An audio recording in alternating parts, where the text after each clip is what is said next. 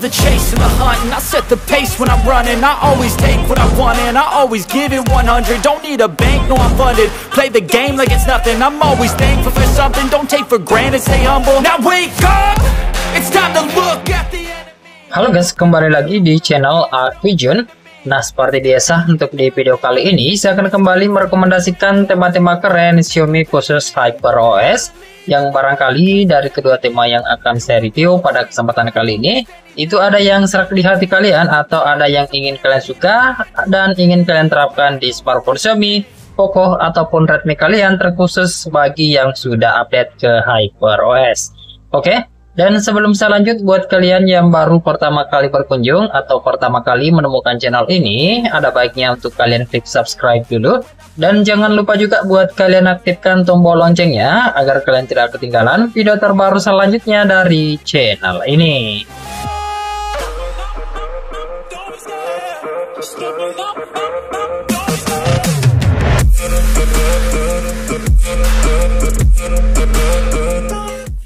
Oke. Sebelum saya mulai review temanya, terlebih dahulu saya ucapkan terima kasih banyak buat kalian yang sudah klik subscribe beserta dengan like-nya di video ini. Serta tak bosan-bosannya juga saya ingatkan kepada kalian semua, jika salah satu video dari Artvijun ada yang tembus 5.000 penayangan dalam jangka waktu 1 bulan, saya akan mengadakan giveaway untuk 2 orang pemenang guys.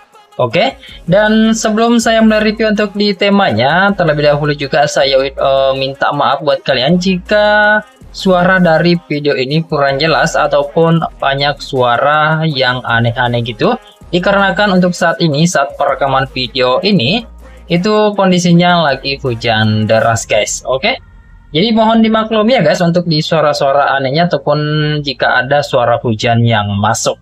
Oke, dan kita mulai saja untuk di tema yang pertama dan kita awali di tampilan lock screen-nya. Nah, untuk di tampilan lock screen seperti ini cukup simpel dan minimalis aja, wallpapernya juga jernih. Nah, di sini asli warna wallpapernya biru kombinasi warna ungu seperti ini dengan gambar bulatan-bulatan ataupun balon-balon gitu guys. Meskipun tidak terlalu jelas kelihatan di kamera, tapi ini terlihat keren. Untuk di bagian bawah itu ada shortcut center.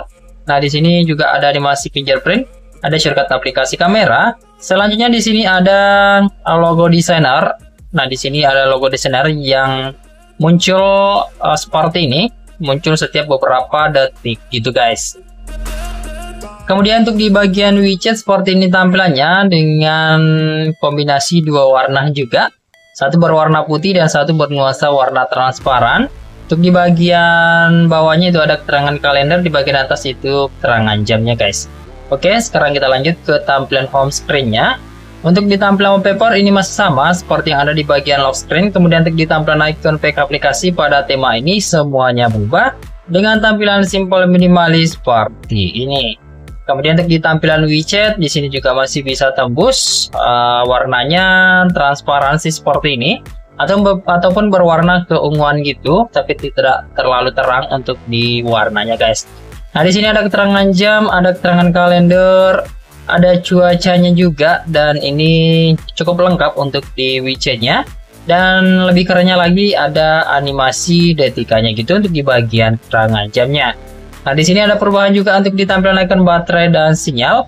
Selanjutnya untuk di tampilan pusat kontrol pada tema ini tembus seperti ini guys dengan warna ungu gradasi putih, dan ini keren karena bisa merubah untuk di semua icon-icon shortcutnya.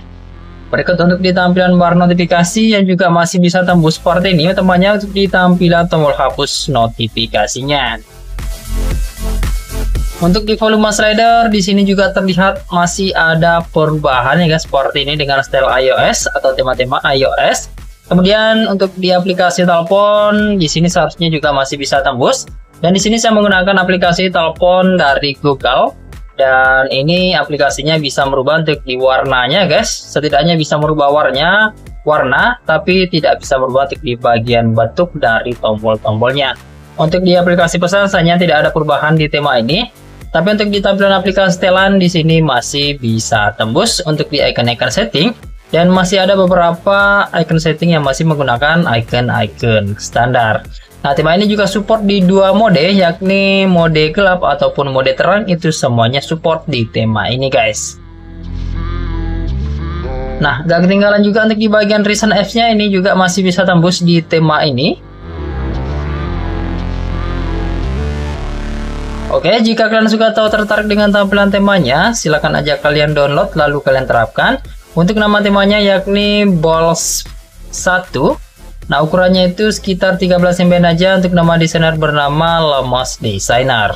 Oke, tema ini kemarin direkomendasikan oleh Bang Almaruf, begitupun untuk di tema yang kedua. Oke, sekarang kita lanjut ke rekomendasi tema yang kedua. Oke, untuk rekomendasi tema yang kedua ini kita mulai juga untuk di tampilan lock screen. Nah, untuk di tampilan lock screen-nya ini gambar wallpaper ini masih mirip-mirip seperti tema yang pertama, cuma diganti dari segi warnanya saja, guys. Nah, di sini tidak ada perbedaan sama sekali kecuali dari warna dari wallpapernya ini. Di bagian atas itu ada widget jam, ada keterangan kalender, di bagian bawah ada shortcut center, animasi fingerprint, animasi logo designer, dan ada shortcut aplikasi kamera di sisi kanan.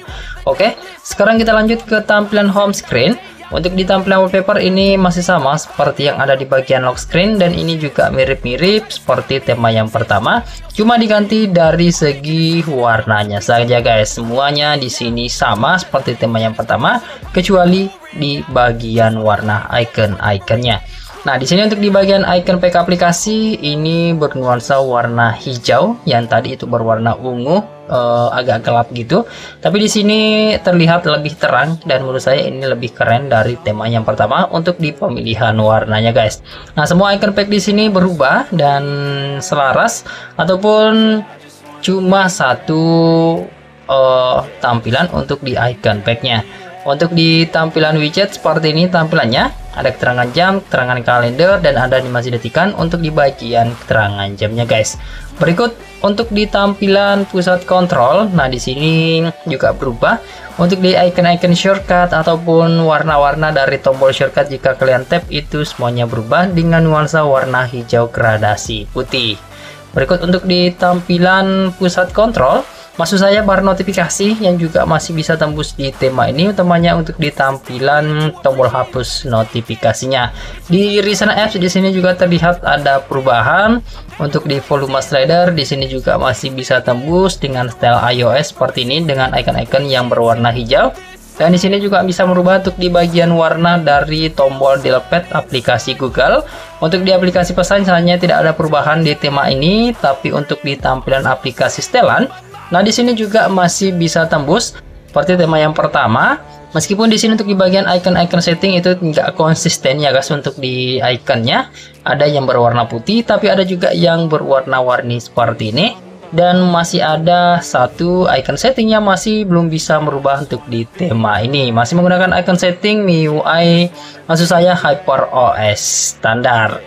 Oke. Jika kalian suka atau tertarik dengan tampilan tema ini, silahkan aja kalian download lalu kalian terapkan. Untuk nama temanya sama juga seperti tema yang pertama. Nah, jika kalian cari itu temanya sudah ada dua seharusnya yang kalian temukan di aplikasi Tema Store, dan perbedaannya hanya di segi warnanya saja sih, guys. Oke. Nah, untuk nama temanya ini Balls P1, sama seperti tema yang pertama dengan nama desainernya sama juga, yakni Lemas Designer.